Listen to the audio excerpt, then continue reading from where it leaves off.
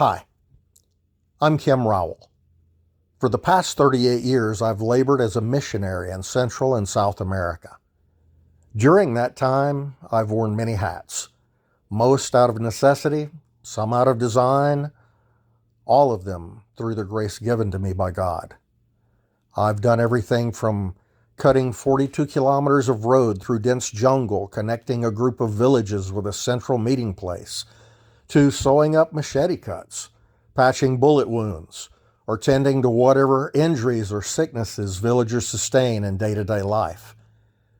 I've done everything from designing and building in the middle of the jungle a worship structure with a 100-foot clear span where people from surrounding villages can come together to meet, to being master of fire pop popcorn and Bible puppet shows. Everything from installing, repairing, and maintaining water systems to coordinating and distributing disaster relief. And in all of this, preaching the gospel under the stars. I can only describe my Latin American labors as a 38-year adventure that God has led me on. And in some ways, I feel it is just beginning. I'm actually in the process of writing a book that covers those past 38 years. Some of you who watch this video will have access to the first chapter of my book. You may read it at your own leisure. It explains who I am, where I came from, how I came to be in Panama, and it tells the story of the beginning of the mission work there in the early 1950s. It also explains why Panama was targeted in the first place. It is a rough draft, and you will most certainly find spelling and punctuation errors. Yet there's a plethora of information contained within these unrefined pages that you will likely find no place else. At this time, I'd like to share with you about our current labors and recent accomplishments. The Azuaran Peninsula, which juts out from the Panamanian Isthmus into the Pacific Ocean, measures a mere 90 kilometers by 100 kilometers. That's about 56 by 62 miles for those of you who don't do metric. It is purported to be the oldest part of the isthmus geologically, and is in fact home to the oldest human settlements discovered there to date. That archaeological site is found on the outskirts of the modern town of Monagrillo, and the humans who lived there are known as the Monagrillo culture. The site is characterized by its shell middens and monochromatic utilitarian pottery. Monochromatic meaning it's not painted, there's only one color, dirt. Utilitarian meaning that it's rustic, it was not decorative, poorly fired, poorly tempered. The only decorations were plastic, it was unglazed, and this pottery is the oldest ever found in Panama. Indeed, in all of Central America. It's been dated to somewhere between 2500 and 2100 BC. Now that's sometime between the dividing of the earth at the time of the Tower of Babel and the destruction of Sodom and Gomorrah. Let that sink in. Archaeologist John Griggs, together with Richard Cook, did the seminal work studying these sites. John obtained his degree in psychology from the University of Texas in Austin in 1991. He obtained his master's in archaeology and anthropology from Texas Tech in 1995.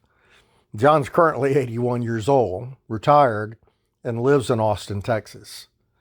Along with those shell middens and the rustic pottery, grinding stones have also been unearthed. Analysis of the organic residue inside of these grinding stones has proven to come from a descendant of Teosinte, somewhere along its genetic journey into becoming maize. In the Cueva language spoken by the Parisa Indian group, who were descendants of the Monagrillo culture, this plant was called chitreca. And Chitre, the capital city of the province of Herrera, gets its name from this ancient word.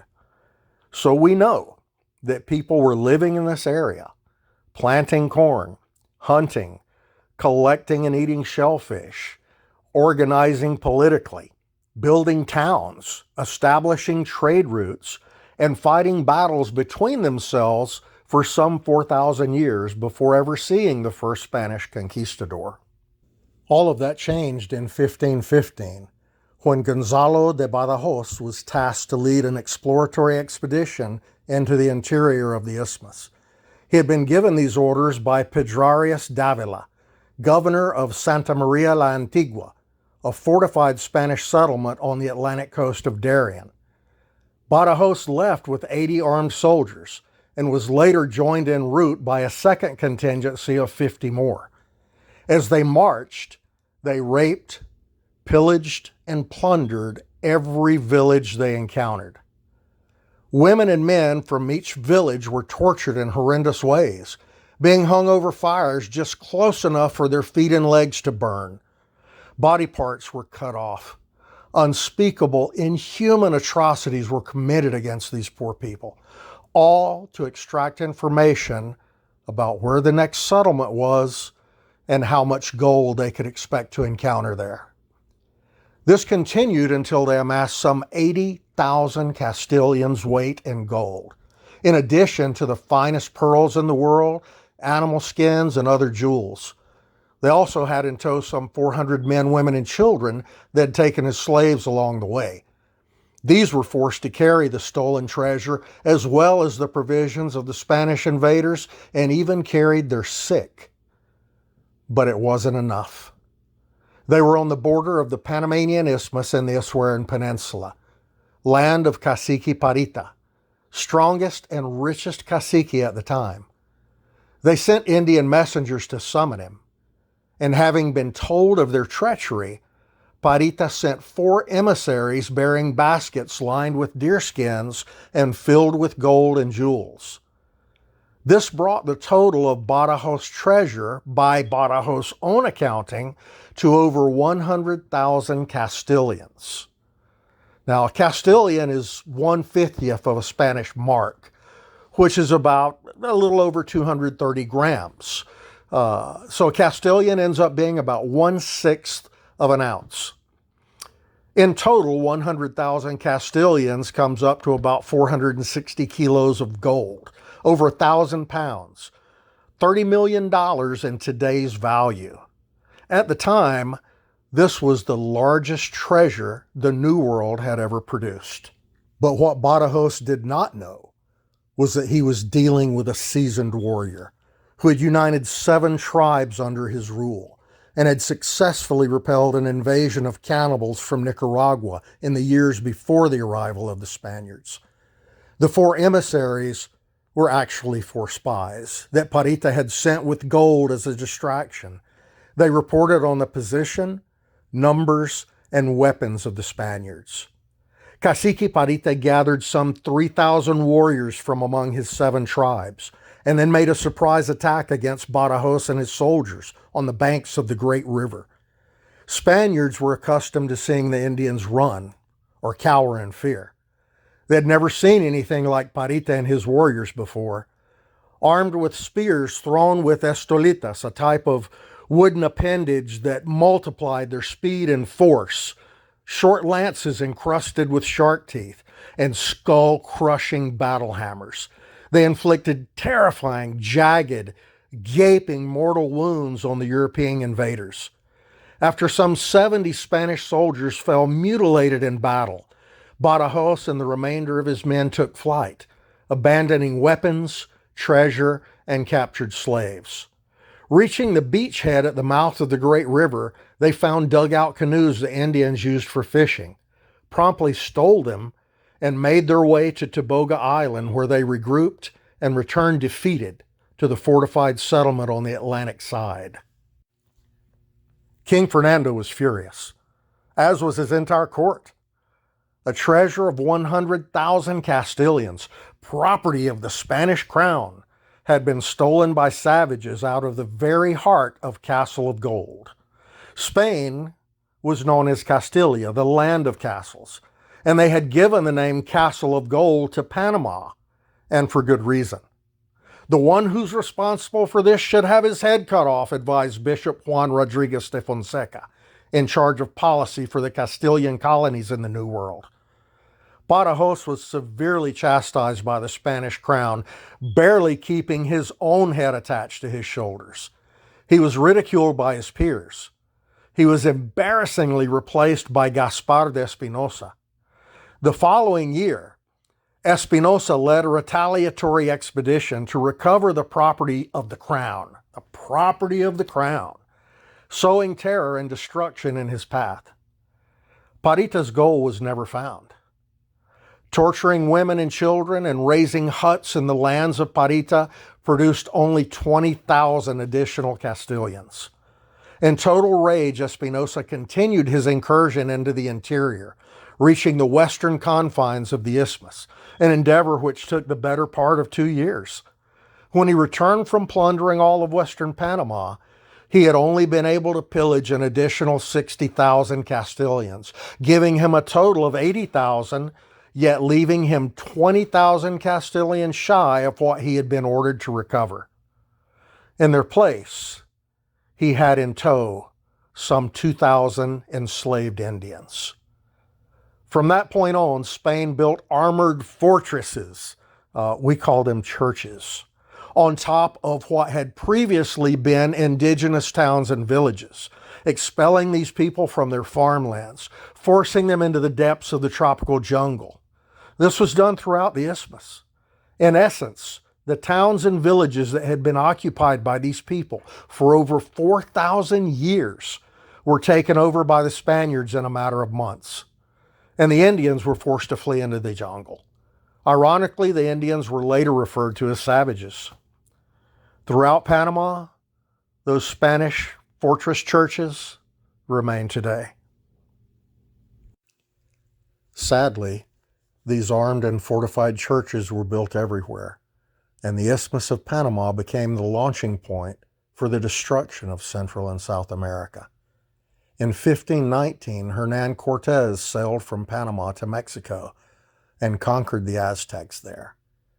A mere 4 years later, in 1523, reports of Cortés' success inspired his cousin, Francisco Pizarro, to launch from Panama on his own conquest, to pillage and subjugate the people of the Inca Empire in Peru. Panama became the land of Spanish dons.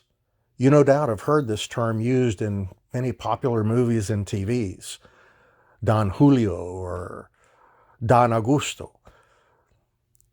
The Spanish title Don comes from the Latin dominus and means literally lord or master.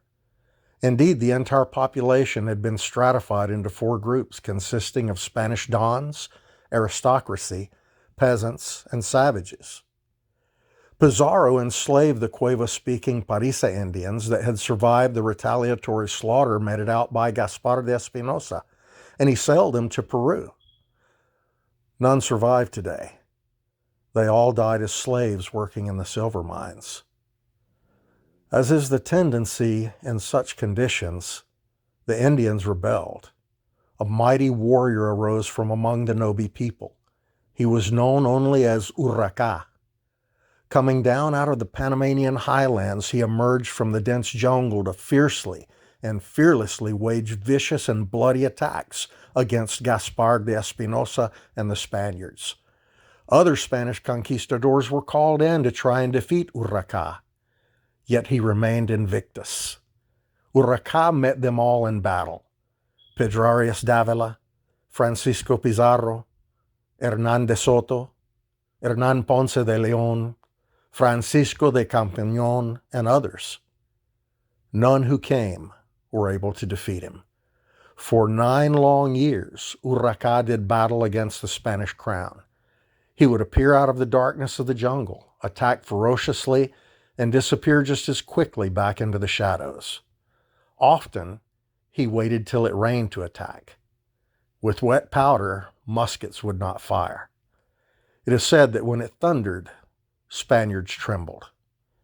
In 1529, Francisco de Campañón sent messengers and invited Urraca to make a peace treaty and end the war. Of course, the murderous Spaniards, being devoid of any honor, had set a trap. Urraca was captured and taken to Nombre de Dios on the Atlantic side, where he somehow disappeared and escaped back into the jungle. Some say he was the Kibian. Others say he was the son of the Kibian, or a chosen one to carry the cloak of Kibian. The Indians will tell you that the sleeping jaguar still lives, waiting in the shadows of the jungle to emerge when he is needed again. Urraca's image appears on the centesimo, a copper penny, Panama's lowest denomination of coinage. All other Panamanian coins bear the effigy of conquistadors. In the end, although undefeated, he was unable to stop the Spanish war machine. On February 26, 1538, having consolidated power throughout the South American continent, King Charles V, by royal decree, created the Royal Audience and Chancery of mainland Panama, the governing body and Supreme Court, whose jurisdiction stretched from the Gulf of Fonseca in Nicaragua to the Strait of Magellan at Cape Horn. 430 years later, although the Spaniards were gone, the stratification of Panama's population into land barons, aristocrats, serfs, and savages remained. Abuses of the poor and disenfranchised continued. But again, the day came when peasants and savages had had enough. On the 11th of October in 1968, Major Boris Martinez, Lieutenant Colonel Humberto Ramos, Rubén Darío Paredes, and other young officers in the National Guard overthrew Arnulfo Arias Madrid, who had been elected president on May 12th and had assumed office on October the 1st. Among those young officers was a strapping, handsome, natural leader named Omar Torrijos Herrera, who was to rise to rank of general and become the de facto popular leader until his assassination by Manuel Noriega on the 31st of July in 1981. Omar Torrijos became the most loved of all Panamanian leaders, and he did much to better the lives of the masses. For Torrijos, the corrupt government he helped depose was an unholy union between the armed forces, the oligarchy, and wicked Catholic priests. Torrijos wrote a new constitution and a new labor code recognizing the rights of the poor and of peasants. He implemented agrarian reforms and opened up government lands to be farmed and homesteaded by the poor. This single act brought about the Osweran diaspora. The term diaspora comes originally from the Greek combination word diaspirine, dia meaning about or across, and spirine meaning to strew about or sow. It comes into English through the Latin word dispersionum, meaning to spread or disperse, and that is precisely what happened when Omar Torrijos freed up government lands east of the Canal Zone to be worked, homesteaded, and claimed by landless peasants. Peasants, hearing the news that lands east of the Canal Zone had been freed and were open to be claimed by anyone willing to work them, flooded out of the peninsula and down the Pan American Highway into Darien to stake their claims. By 1984, small villages had been formed throughout the jungle, and the region was filled with sustenance farmers. It was also in 1984 that a very young, very green Kim Rowell arrived in the village of Union Santana, where at the first preaching of the gospel, 47 people responded in obedience and were baptized into Christ in the Chimán River. Among those baptized was a young man named Teres Diaz, who along with his father Mickey had left the town of Tonosí, deep in the Osweran Peninsula, to stake their own claim. Brother Teres has been spreading the gospel with me since that very day. He and his wife Joycey worked shoulder to shoulder with me in this great mission. When COVID hit, Teres and I were working with the Tortee Church, conducting leadership training seminars and helping them obtain their paperwork to register their congregation. We completed this work in the third quarter of 2021 and began looking for a new area to plant churches.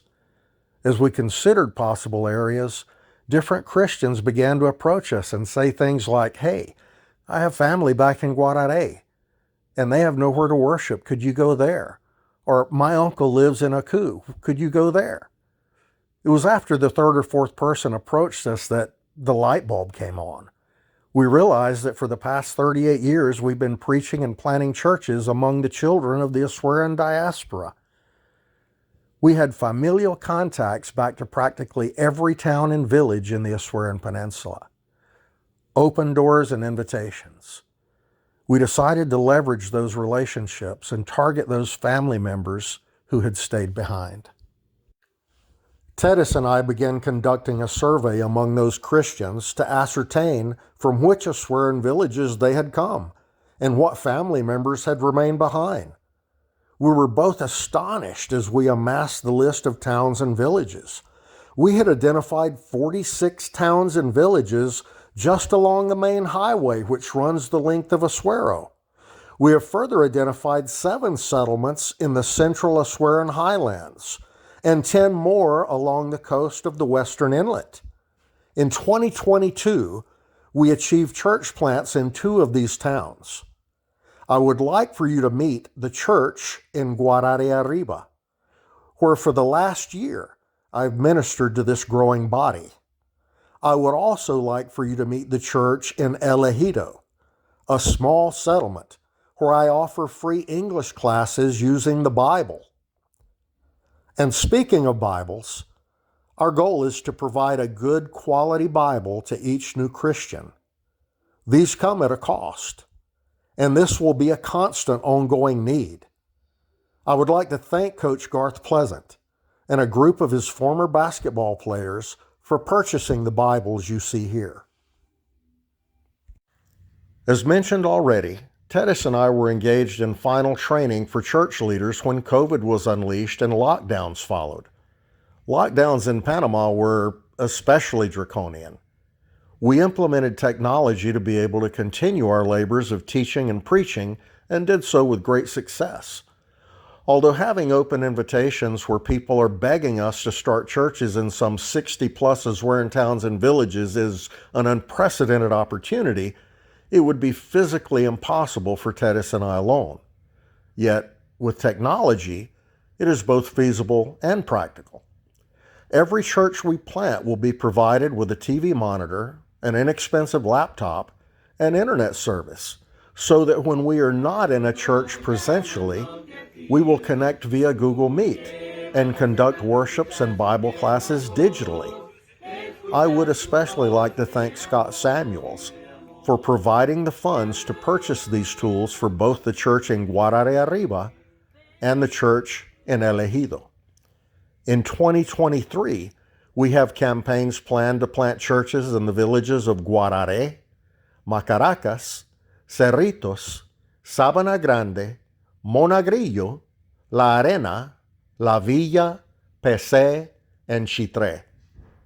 I pray for God to richly bless all of you who collaborate with us in this great endeavor to enlarge the borders of His kingdom, to serve His children, and to bring praise to His name. Thank you.